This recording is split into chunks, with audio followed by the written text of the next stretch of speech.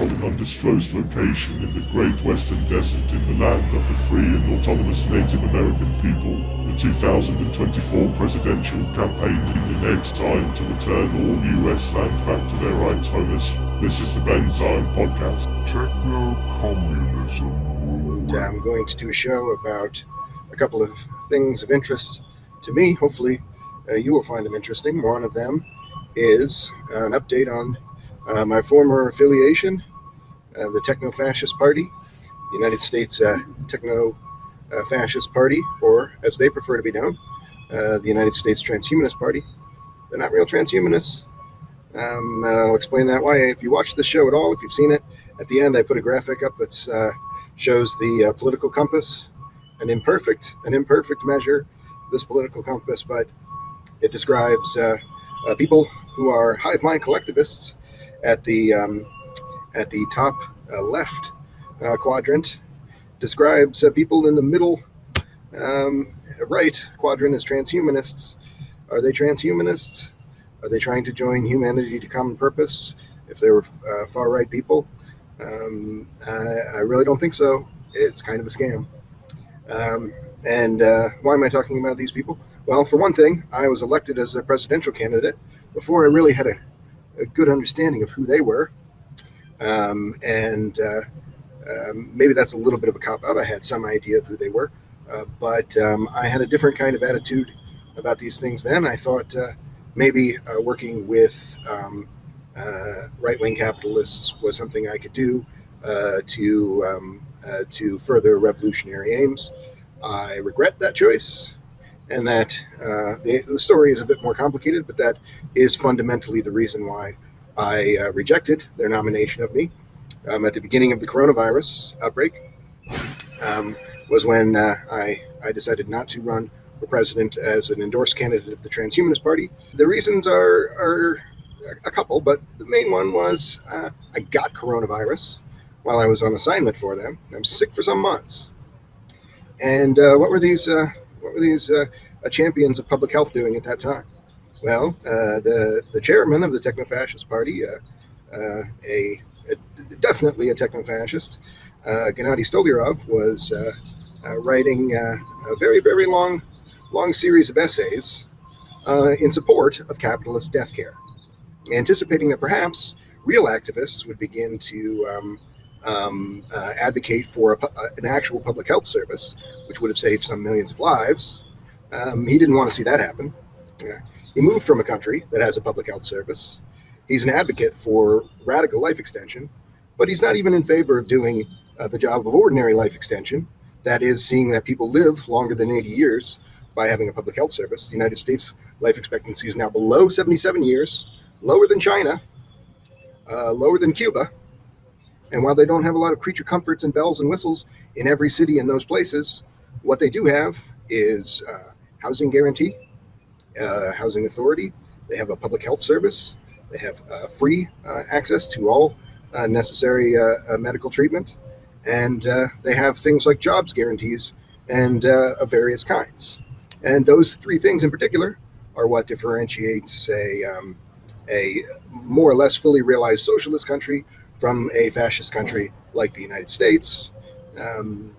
This person moved from a country that was bordering on, Gennady Stolyarov moved from a country, Belarus, that's not perfect. It's got a lot of problems in recent years, but what it does have is perhaps a vestige of its Soviet history. It certainly is a public health service. Everybody gets health care. But he moved with his fascist family, being a good little fascist collaborator. They all moved to the United States. And now he's continued the work of the fascist collaborators. This is often the case with people moving from former Soviet countries. You helped us with Project Gladio. You helped us kill a lot of people who were fighting for a humane and sustainable economic system. Congratulations to you. Now you can write your own ticket here. And what do these people do? More fascism. So what is Gennady Stolyarov doing? He's continuing the family tradition of fascism by fighting against the public health service and saying a bunch of crypto-fascistic things about how he wants everybody to live forever, but in no way actually supports people living very long at all. And what was the founder of the Transhumanist Party, Zoltan Istvan? What was the founder of the Transhumanist Party doing in the beginning of 2020? Well, he was writing, not a 20-part essay on how to, that sounds vaguely plausible, on how neoliberals can continue to have for-profit death care. What he was doing was he's a little bit more of a limited hangout character. That's to say, he has a couple of things in which he seems to be a more forward-thinking person. This is crypto-fascists often have a few things like this. This is kind of stop clock phenomena. That's what the limited hangout refers to. Zoltan Istvin, for example, was an advocate for a basic income and one or two other things that sound vaguely socialist. But what was he doing when the rubber hit the road in 2020? Well, he's writing every day, 100 tweets every day, a bunch of little essays here and there every day, saying that we can't shut down the economy in any way. We can't, for example, stop airlines in 2020 or do anything that would hinder the economy, because this fascist economy is so fully realized in the United States that to do so would slow the technological singularity. It's almost too absurd to be believed, but that's what he was saying every day in the first months of 2020. And why are these two people doing this? Well, they're both, for lack of a better word, for the sake of simplicity, CIA assets. And okay, so one of them is a journalist with dubious credentials, but clearly, there's pictures of him standing next to mega millionaires and billionaires, people within the Koch network, and this person is clearly operating in this capacity, essentially as a CIA asset. Gennady Stolyarov, his CIA asset credentials, perhaps a little bit more organic, but only just. He's connected to the Mises institution and a few other far-right think tanks, but these far-right think tanks, there's 150 of them that are, just creations of the Koch network, the Charles Koch operation, formerly the Koch brothers network, but David Koch now burning in hell. He's died. There's hundreds more outside of the umbrella of the Koch network. They're not all the size of the Heritage Foundation. Some of them are just about the size of the Transhumanist Party. But there's an awful lot of things like this. Why are these people doing this? Well, they're saying we're different from the neoliberals, the far-right capitalists of the Democratic Party, or the far-right capitalists of the Republican Party. Well, how are you different? Because you're also a far-right capitalist. Well, how are you different? Well, we're going to tell you a bunch of mumbo-jumbo, a bunch of science fiction claptrap about how capitalists are going to save the world through emerging technology. And if you've ever watched this show, you've heard me say 100 different reasons why that's not really happened in the past, why it's never going to happen. So how did this thing, this abomination, this Techno-Fascist Party, come into existence? Well, this individual, Zoltan Istvin, got some publicity from running for president in a 2016 campaign, where he had something called the Immortality Bus, telling people about life extension. Nothing wrong with that in itself, except that almost all of the people who are radical life extension advocates in this country are people who are overwhelming supporters of not having a public health service. They're just doing the sleight of hand where they confuse you about the fact that ordinary life extension is not being pursued in having a public health service by talking about some science fiction shit that they have no intention of bringing really, the limited hangout, of course, always ends when the thing becomes really a realistic possibility of happening. So Zoltan Istvin was a basic income advocate when there was a lockdown, and a basic income advocate might have pushed for people having a basic income at a tricky time when a lot of them around this time to this day getting evicted, having no chance of ever getting back in an apartment. This crypto-fascist should have been pushing for his basic income, but he wasn't, because when it becomes a realistic prospect, that's when the limited hangout ends.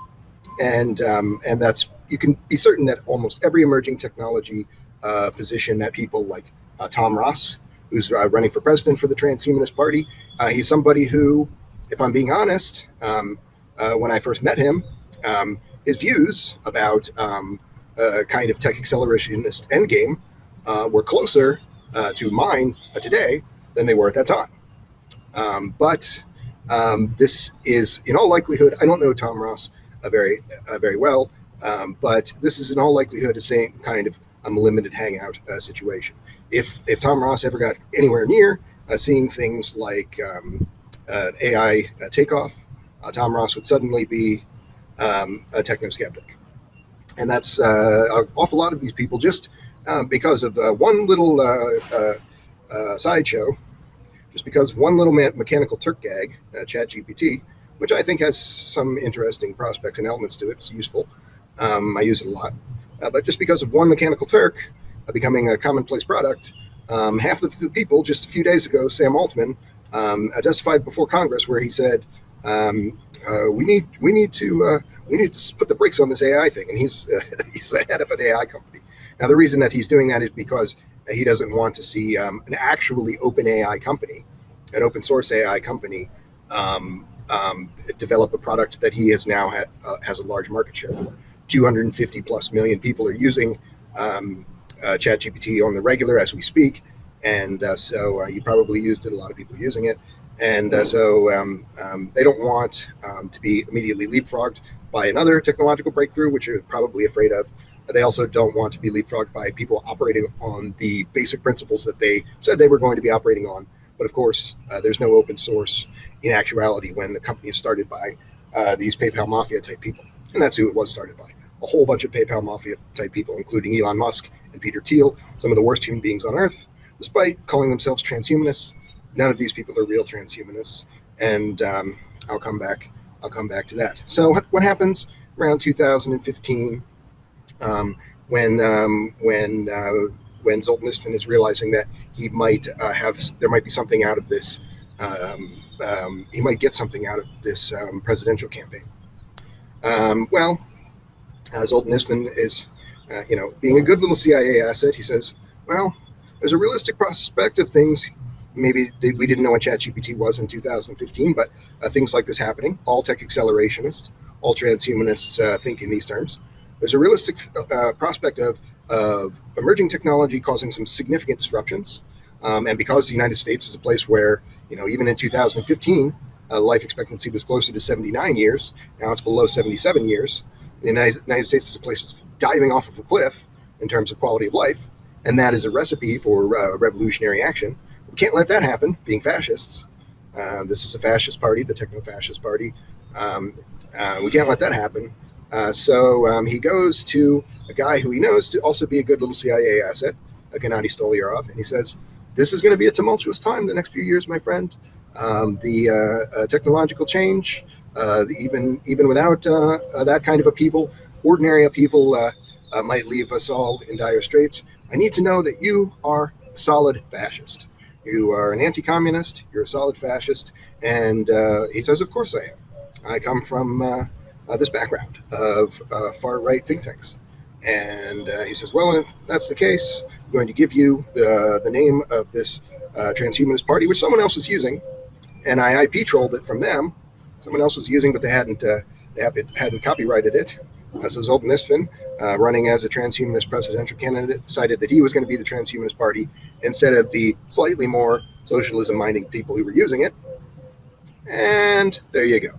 Stole this thing. Now he owns it. He gives it to somebody who is a very organized person, a good bureaucrat all around, better at this sort of thing than probably you or I, certainly myself.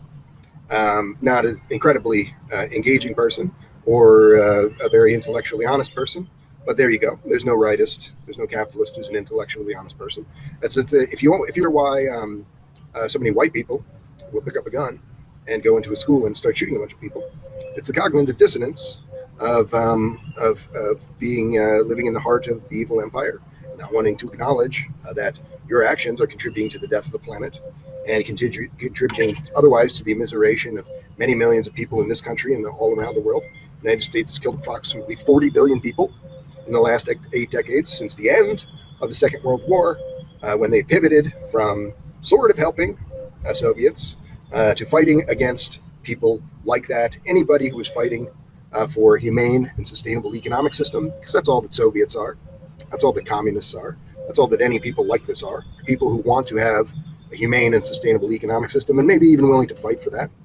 And that's what you need right now. If the planet is dying, and it is, because of the actions of capitalists, and it is, then those systems need to be overturned. And but you won't find anybody in the Transhumanist Party who really advocates for that.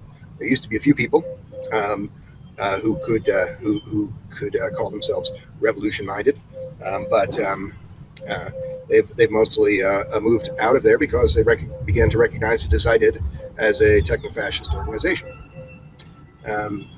So then there's a guy, Tom Ross.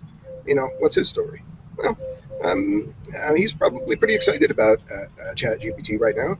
In fact, he's talking about it in this debate that the Transhumanist Party had recently, and talking about seeing things not unlike what I describe in a lot of the material that I share. I have shared memes along these lines many hundreds of times in conversations. I try to I try to keep track a little bit of how many eyes have been on this. My Twitter account had a little bit bigger of a Twitter account that got banned by none other than, I believe, Mike Pompeo. Not a techno-fascist, just a straight-up fascist. And since then, I haven't had quite as many eyes on these things as I used to. Same thing with Facebook, which has been buttoned up in that way. And also, in recent months, Twitter has been buttoned up in that way. These people are essentially doing the same kind of work that the Transhumanist Party is doing, making sure that people like Peter Thiel are in a position to become immortal fascist overlord of the United States, and that no one would dare challenge them. And most of these people are pretty happy with that. Some of them call themselves anarchists, which even, I won't, it's a whole nother show talking about the perils of anarchism. But you've seen it many times on the artwork that I'll share at the end of this. Only communists are the real anarchists.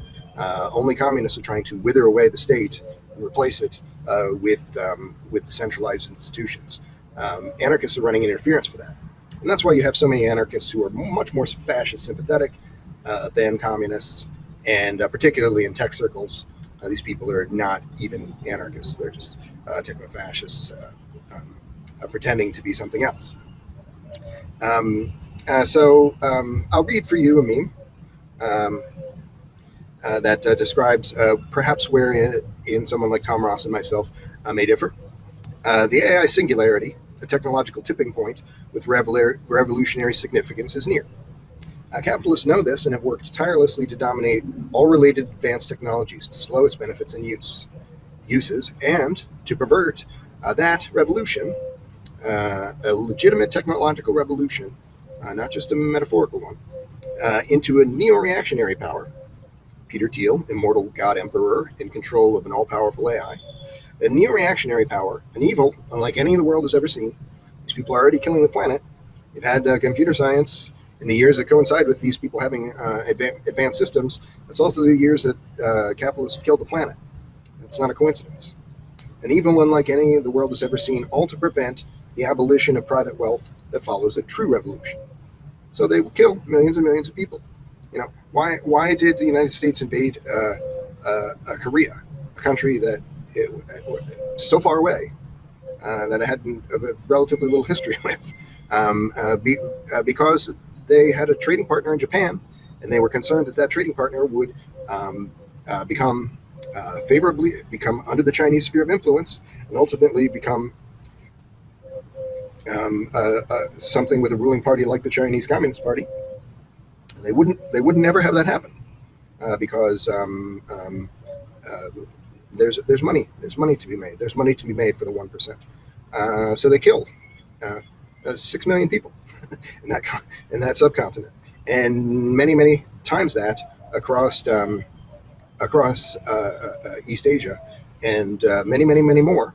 40 million people in 8 decades murdered by the United States largely in these anti-communist / fascist campaigns. There's no difference between anti-communism and fascism.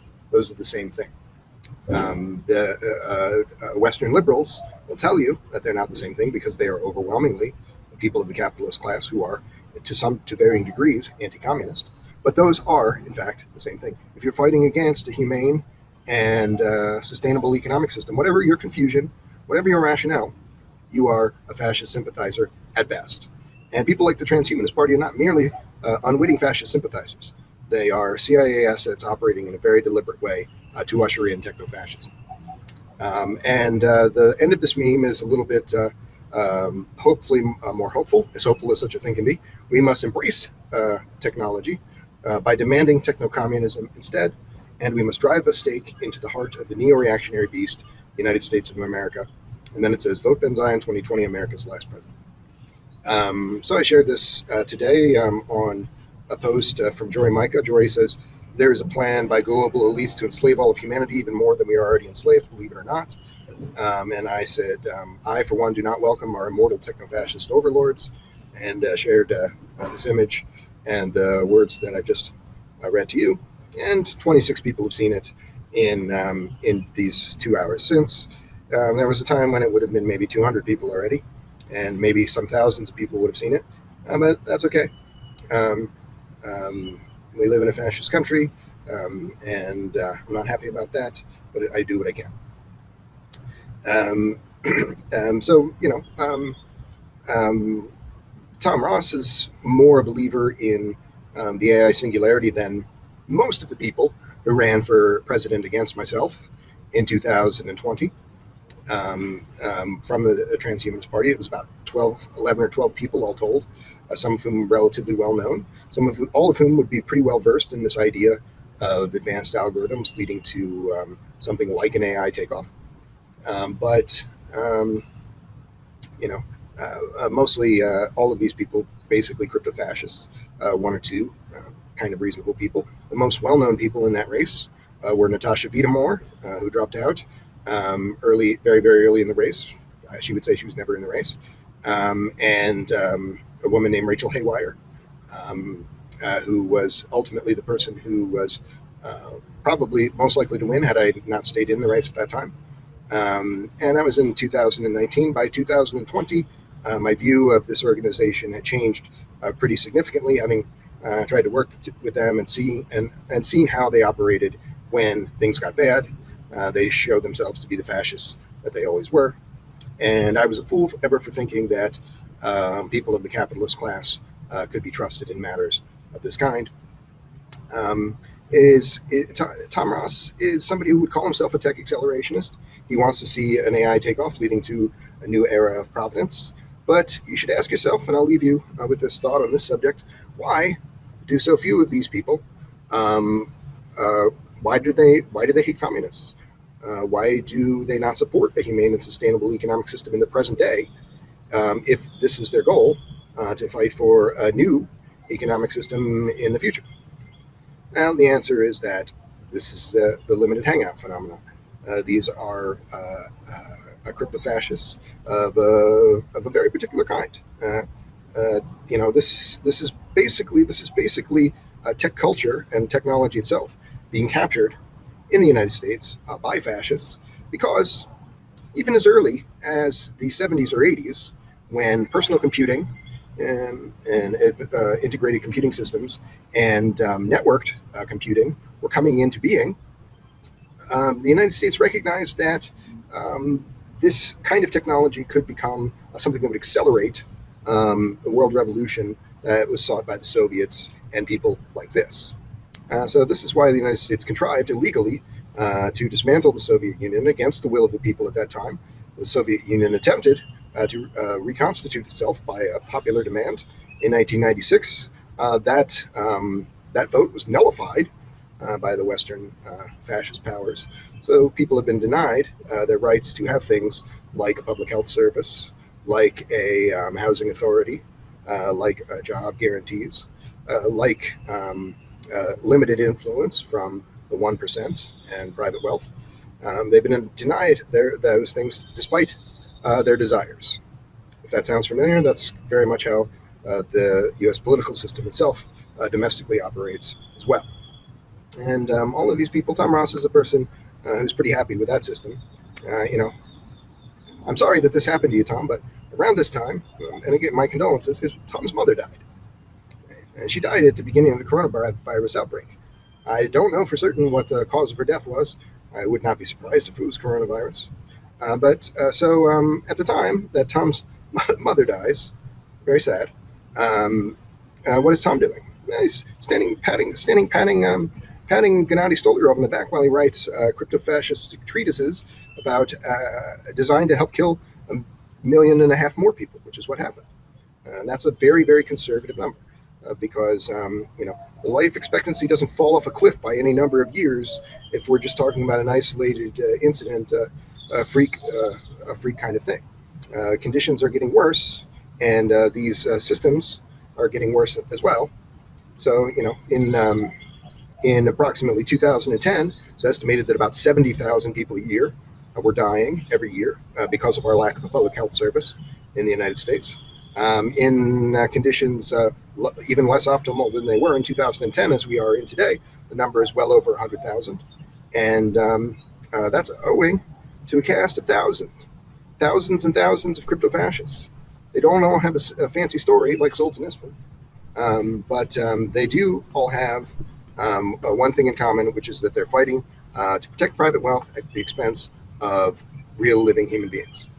And you won't find anyone in the Transhumanist Party who is not precisely that person. For one thing, a lot of these people also come from right-wing think tanks, effectively, CIA cutouts to varying degrees, these organizations. And an awful lot of them also have some kind of security clearance. So, they're literal people working for three-letter agencies in pretty large number in this organization. So don't vote for a Transhumanist Party candidate. Abstain from voting for Tom Ross or his competitor. It's a controlled opposition kind of situation, it seems, because instead of having 12 candidates, as they had in the previous election, it seems that they only have 2 at this time. And they're pretty well just have Tom Ross as a shoo-in because he's not going to give the organization a lot of trouble, as Rachel Haywire did in 2019, or as Ben Zion did in 2020. They should have had Rachel Haywire be the candidate if they're going to kind of rig the thing anyway, which it seems like they are, because Gennady Stolyarov doesn't think that he has much in common with Rachel Haywire, but they're both techno-fascists. She's just a more colorful person who doesn't really mind calling herself a techno-fascist or a neo-reactionary or things like this. And he's someone who wants to whitewash his far-right neoliberal leanings and make them more mainstream even than they already are. And this is a party that if they came to power, if they came to any political power at all, they would immediately become worse than any fascist party in history. Because think about the people who become Democrats. They start out wanting to fight for something like public health service, and then they're squeezed against the sides by the system. They're bought off, and they end up fighting for nothing of the kind. These are people who are already fascists, and if they are integrated into the system, they'll become even more fascistic. So none of these people are real transhumanists. Real transhumanists are going to support the end of private wealth and support tech accelerationism as a thing that will ignite that kind of change and lead to a better world for all of us.